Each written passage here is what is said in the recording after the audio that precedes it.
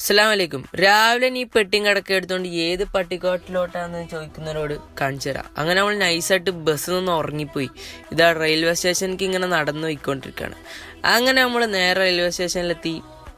ഇവിടെ ഇരിക്കുമ്പോൾ ഉണ്ടാതാ ഒരു വൈബ്രേഷൻ, വേറൊന്നല്ല, എനിക്ക് മൂത്രം ഒഴിക്കാൻ മുട്ടി.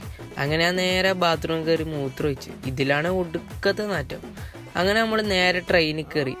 എൻ്റെ അടുത്തിരിക്കുന്നവനെ കണ്ട ഒരു പഠിപ്പിലുക്കുണ്ടെങ്കിലും ഇവനൊരു മണ്ടന, വീഡിയോ എടുക്കാന്ന് അറിഞ്ഞില്ലേ.